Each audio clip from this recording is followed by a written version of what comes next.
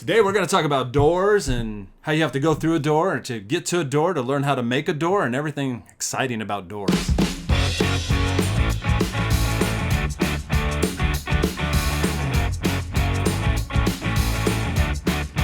All right, on this week's episode of Short Rest Studios, we're going to do our first crafting video. And as you can see, I've got a little bit of terrain stuff that I made that we use in some of our D&D games, some doors and some dungeon tiles. We're going to talk about doors today, as Scott so eloquently said earlier. I'm just going to show you how I made these doors. They're really straightforward.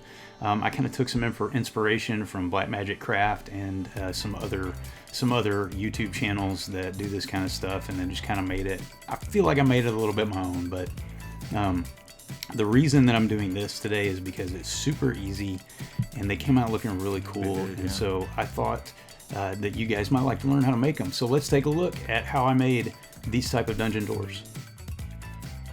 To begin, what you're going to need is a utility knife, some foam core, a ballpoint pen, and the door template that I created that you can download at DriveThruRPG. I'll put a link to that in the description. And I need a straight edge, but you'll see why in a minute. As you can see now, I'm tracing out the template onto the foam core. I'm tracing out 3 pieces. If you use the template on DriveThruRPG, you won't have to do what I just did, which was use a straight edge to draw the bottom of the solid door piece, because I didn't use the exact same template. I used the same measurements, but I didn't use the template, but you shouldn't have to do that.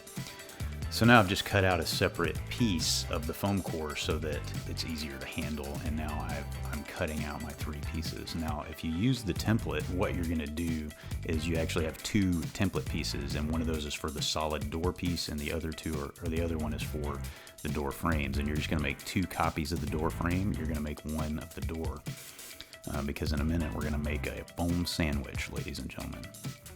So I'm getting those pieces cut out. And you can see, typically I'm not using a straight edge. I use it every once in a while. If you feel more comfortable using the straight edge, then use the straight edge. Now this is where it gets tricky. We've cut out the outside already. That was fairly easy. You just want to make sure you take everything in slow passes. Don't try to dig too deep with that utility knife. Make sure you got a sharp blade. But now when you get into the inside of the door frame, it gets a little bit tricky. And it's not going to be perfect, because it's just a tricky place to cut. Now you can see what I've done is I've cut partway through and then flipped it over, and I can see where the blade has partially come through on the back, and I just cut it on the back, and I'm able to then get it apart. It's not going to be perfect, but here comes the most satisfying part. There you go. That's why you use Dollar Tree foam core, because the paper is super easy to take off. So the door frame pieces, the insides, especially at the top, it's going to be a little rough, and that's okay because you're going to rough it up and make it look like an ancient dungeon door frame, right? All right, so now we're going to just clean that up a little bit. It is okay that it's not perfect, but we just want to clean it up a little bit to get those extra little bits off, because those don't look great when you finish the product. And now we're going to take one of our door frame pieces and apply some hot glue, and just make sure we get all the way around. Don't put too much, because when you squeeze these guys together, it's just going to come gushing out the side, and you don't want that, because that's harder to clean up. But if you do, you can always clean it up with an X-Acto knife, and it works. It just adds an extra step. So we're taking that, we're gluing it to one side of our door piece, and then we're going to do the exact same thing with the other door frame piece. And there, ladies and gentlemen, is your foam sandwich. Please don't eat it. It's not good. All right, we finished our foam sandwich, and now we need a ball of aluminum foil and a straight edge and a pen. And what I'm doing now is I'm measuring up from the bottom of the door frame about 1/4 of an inch, and I'm making a mark there, and then I'm making a mark all the way up the side at 1/4 inch intervals, and I do that all the way around the door frame, and now I'm going in and I'm drawing lines where I made those marks, and I'm just trying to make them more or less match up on either side of the door frame. That's why the straight edge doesn't have to be perfect, but it does take away from the realism a little bit if they don't match up very well. Now you can see in the corners, I actually try there are three, let's call them stones that kind of meet in the corners, and I try to make those, the points of those lines, the ends of those lines meet up in the inside corner and angle outward as they go to the outside of the door frame. And then the rest of them along the top, I just make them, you know, kind of angle them with the angle of the door frame itself. And then we want to make sure we do both sides. We get the insides of the door frame. That's important. I mean, that's a step that I think is easy to miss, and you know, kind of takes away from things. And then we want to make sure we get the outside as well, and just finish those lines all the way across so that it looks like those door frames are made of pieces of stone, cut pieces of stone. And now that we've done that, we're going to take that ball of aluminum foil and we're going to roll it around on that thing. We're going to, you know, knock some marks into it. You can drag it around and scratch the surface. Just be careful on the door piece itself, because the frame now is much thicker, right? It's three pieces of foam core basically put together, but the door itself is pretty thin. It's not real high density foam, so just be careful that you don't punch holes all the way through it. You could, you know, punching a little hole in it's cool, it adds a little texture, but if you punch a hole all the way through it, I think that kind of, to me, that kind of ruins it. So we're just going to take a minute and texture this thing up nice. And now I'm taking the hobby knife. It's not an X-Acto knife, it's got a heavier blade than an X-Acto knife, and I'm using it to just kind of, I'm using the back side of that blade to flatten the edges, but I'm also kind of using it to cut off little bits that may be sticking out there. Because when you paint it, those little bits don't fold under the paint and lay flat, they stick out. And so you want to, that's the one thing in the texturing process, you just want to be careful of having little bits that just kind of poke off the edges. But now I'm just kind of using the flat side of that blade, the unsharpened side of that blade, to bevel the edges of my foam. And the reason that I'm doing that is because it does add to the realism. It kind of takes away if the corners are all really sharp. So just make sure you bevel those down a little bit just to soften them up and look like they're worn with age. And then just trying to clean up some of the little bits and things that are left over on the edges.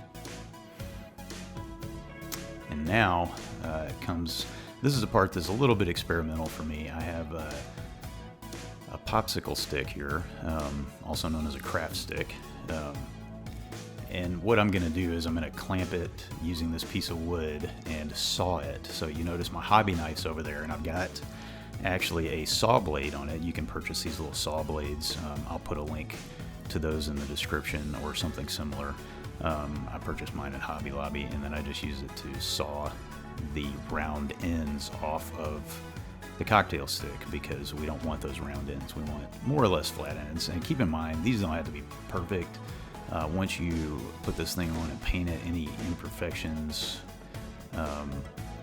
will just make it look aged. Now I am trying to kind of remove some bits off the end there, because they'll just make it hard to put the thing together.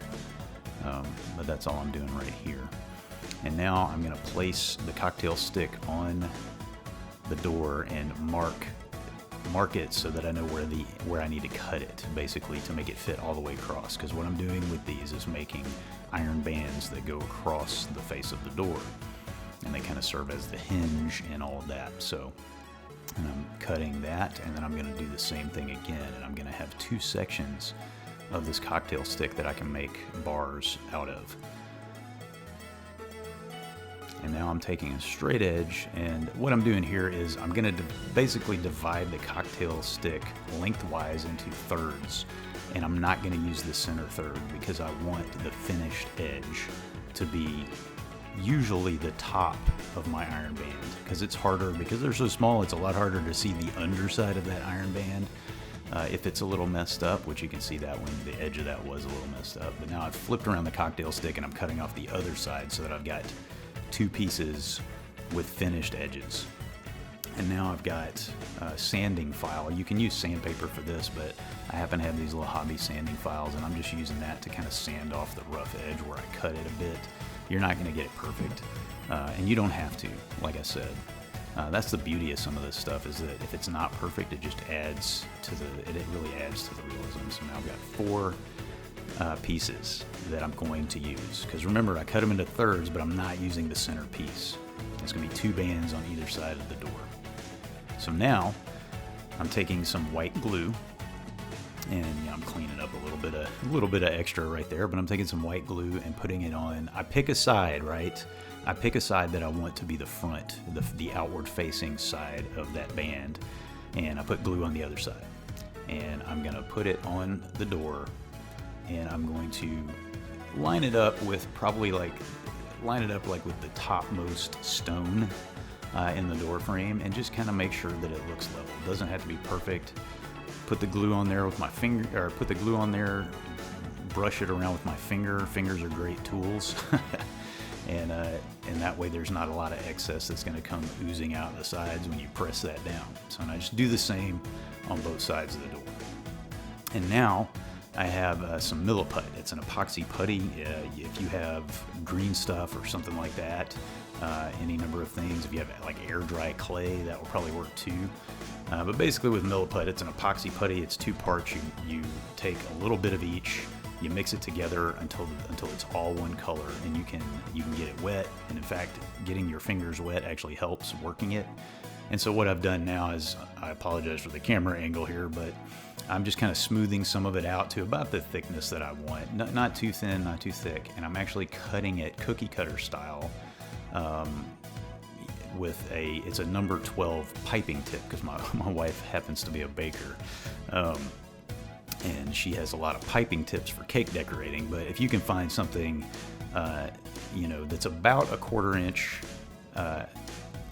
across a circle, and use that to cut your little discs out here, that's perfect. Or you can roll a tiny little ball and just smush it flat with your finger, and you can probably make that work.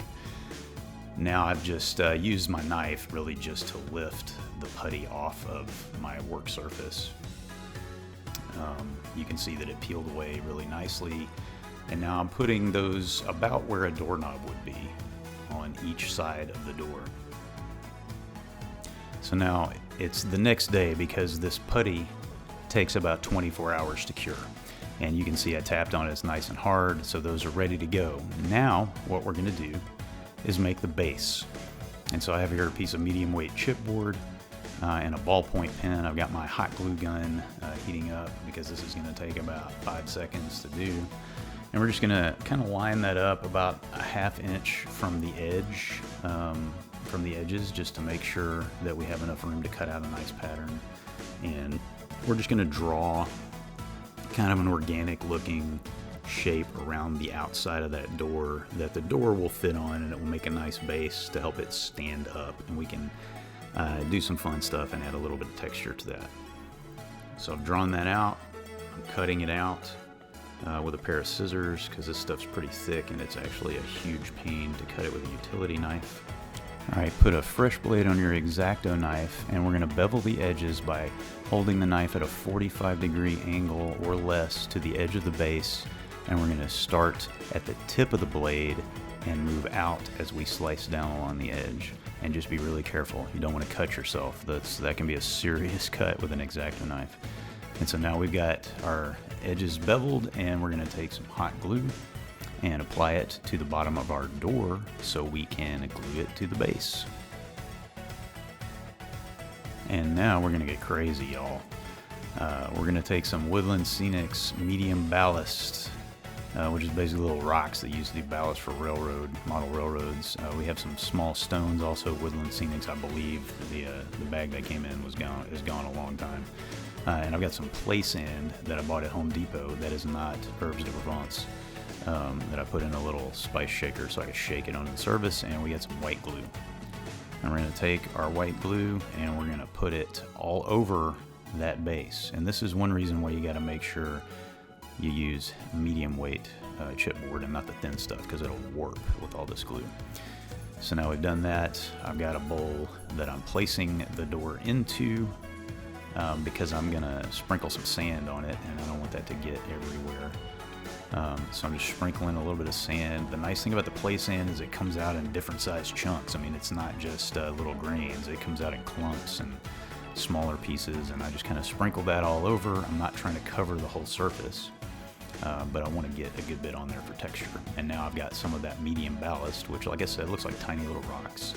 And I sprinkle a little bit less of that onto the surface than I did the sand, because I'm just trying to add a little bit of more interesting texture to the ground. For this step, I have a pipette, and that's about a mixture of 50% white glue and 50% water. And I'm using this to just create a seal of glue on top of the texture that I've put down so far, because that sand and stuff, the bottom layer of it will get glued on the way we did it, but the top layer will come off. And even once I do that, I take it to the trash can and I tap off the excess once that stuff's dry. And now I am taking some of those little stones, I'm putting some white glue on the bottom of them and just kind of sticking them around my door frame to add a nice extra look. Alright, this is where it gets fun, where it starts to look like something for real. This is a mixture of Mod Podge and black craft paint. It's pretty standard base coat in the foam crafting world. But basically you just take some Mod Podge, put it in a container, and you mix black paint in it until it looks about as dark as you can get it. And it's just black, cheap black craft paint. You can go to Walmart and buy it for 54 cents for a bottle, or you can go to Michael's and get it for about $1. It's fine. But we just want to cover the entire surface. We're going to get down in all the little nooks and crannies, cover everything with this. Mod Podge is mostly white glue, but there are parts of it that cause it to create a hard shell when it's dried. So it just gives a little more protection to your foam craft pieces. So I just want to make sure we cover that whole thing, every bit of that surface. Not too thick, not too thin, just don't want any real white spots showing through, though we can even come back and cover those up in the next step. So here we just want to make sure we cover the bottom of the base with our mixture, because it helps to keep it from warping in the future. And then we're going to let it dry. And now it's dry, and we're going to get out paintbrushes, a cup of water for rinsing paintbrushes, a paper towel for cleaning those off. Have some black craft paint, which is just for touch-ups. Have some dark gray craft paint, which is going to be the main color that we're going to use. We have some light gray. I don't recommend this color. It's what I've got right now, but something with less blue would be better. Vanilla instead of straight up white, because it looks a little more organic than straight up white. I've got a palette, and I have this nice paint pen that's for putting rust marks on rails on your model railroad. But you can also just mix up some orange and brown paint to make rust if you want. So now I'm going to get a little bit of black paint, and I'm just touching up some spots that I missed, because you're always going to miss a few spots. It's okay, we got a nice hard shell on there, but we can just cover in some of those tiny little spots. And now we're going to use our dark gray, and this is kind of overbrush, dry brush. It's a pretty thick, pretty heavy dry brush. We're basically just trying to cover the whole surface with this dark gray. Don't worry so much about getting down in the crevices. If you do, that's fine, but you don't have to work too hard on that. But make sure the whole surface is covered in this dark gray. Now we're going to rinse out our brush and move on to the next color. Just clean it out real good and move on to the light gray. And this time what we're trying to do is we're going to take off a little more paint than we did before onto the paper towel. You don't ever want to do this with a full brush. And we're just lightly brushing over the surface, hitting the high spots, not worrying about getting into crevices, not trying to cover the whole surface, just going all over the surface and hitting those high spots everywhere. Now, one thing I neglected to say earlier is in these steps, don't worry about getting paint on the bands or on the plates where the door handles go. If you get any of these colors on them, that's fine, but you don't have to paint them. It's easier if you just don't worry about it and you paint them. But you don't have to get those, because we are actually going to paint those black in a future step. So just do what you need to do and get these colors on the surface, cover the entire surface, get those high spots. You can start to see now how it creates some depth. Okay, and I'm just making sure I get all of inside the edges and everywhere, just hitting those high spots as much as I can. And that looks pretty good. And now we're gonna clean out that brush again and get on to the next color, which is our vanilla, our white, which is really, now this is where you really want to do, this is like really dry brush, okay? You're gonna get as much of that paint off of that brush as you can, and then you're just gonna hit like the corners, the outside corners of the door frame and the top surfaces of those little stones, just to draw out highlights. Basically what you're trying to do with this color is create those places where, you know, sunlight or natural light would be creating highlights on the surfaces. So you're really just hitting those edges and those corners. You're not trying to cover the whole surface like you did in previous steps. And this really, really makes it pop. I will say it's gonna look white. You're gonna be like, this is crazy, this is way too light colored, but it's okay. The next step is gonna fix all that and bring it all together. All right, now I've got another brush, a little bit smaller brush. I think that's a Citadel base brush. Don't worry about using good brushes for this. Just use something cheap for any of this. And what I'm doing now is I'm putting black paint on those plates and on the iron bands. And I'm just gonna paint, make sure I get all the way up to the edges, try to be pretty precise with this, get on the top and bottom edges of those bands and on the plate, and just paint them black. And once we're done with that, we have this pretty little piece of jewelry making stuff called a jump ring, which you can pick up at any craft store, and we're gonna glue that onto the plate just like this. So we need some super glue. Put a little drop of super glue in the center of that plate. We're going to take some tweezers, pick up that jump ring. Sorry for not mentioning the tweezers before. And we're going to place it with the top of the ring in the middle of the plate. And that just kind of makes it look like it's hanging there. And once we've done that and we let that super glue dry, we're going to paint the ring, and we're going to paint over the spot where the super glue is, just to kind of take some of the shine off where the super glue is. For the jump rings, you can pick those up at any craft store like Hobby Lobby or Michael's. Just find some that look like the right size. And I'm shaking up my paint pen, and I'm going to add some rust highlights to the bands and the plate. And I like to wipe off just a little bit of the tip so that I don't get too much on here. And so this is a highlight, so I'm just going to kind of edge highlight the band. I'm just going to draw a line down the top of it, not trying to be super precise, but not going crazy with it, because it really is just creating a highlight. And then I'm going to do that for all 4 bands, and I'm going to kind of do a little quarter circle around the edge of the plate as well, and I'm going to put some on those rings to make the rings look like they're rusted as well. And now our next step, once we finish this, is the black wash. And I'll put a link in the description to a video Blackmagic Craft did on a really nice recipe for black wash that costs a little bit of money, but what you can do is just 50% water, 50% black paint, and a couple of drops of dish soap as a flow aid. And we just cover the surface with this and let it sink down into those crevices and cracks and create shadows and darken up our main colors. So this is where it doesn't look too white anymore. But if you see it pooling somewhere you don't want it to, you can just dry your brush off and use the brush to soak up some of that extra paint. But this adds in your shadows and your textures and really brings it to life. And that's the next to last step. And the final step is Krylon matte finish. You just want to spray this all over in short bursts, give it 2 or 3 minutes, and you can recoat the same way. Put a couple of coats on it, and then 20 or 30 minutes you can mess with it, and it's fine. And here's what the final product looks like. All right, so there's how it's done, and I really think, man, that anybody could do this project. What do you think, Scott? You know, I haven't had a chance to really get into the foam aspect of it. I'm still kind of dealing with the miniatures and diving into that piece. But, I mean, I think it's something that I can do. It looked pretty simple.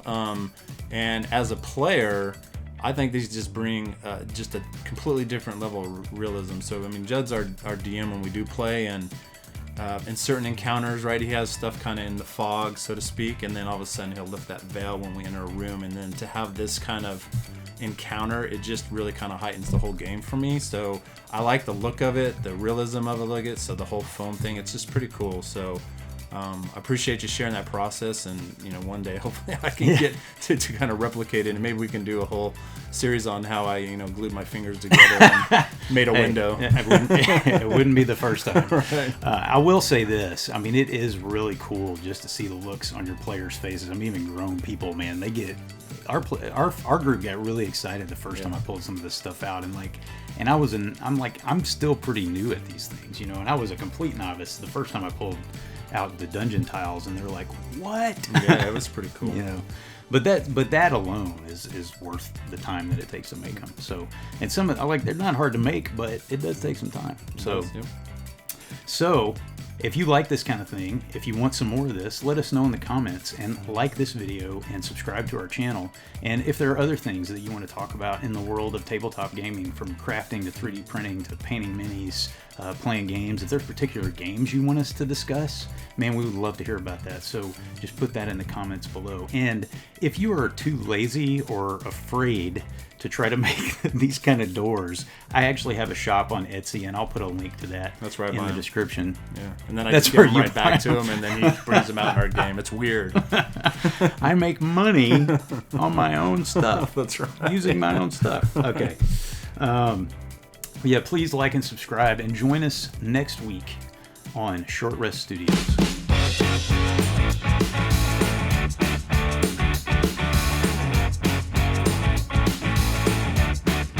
All right, so today, on this week's episode, let me try that again.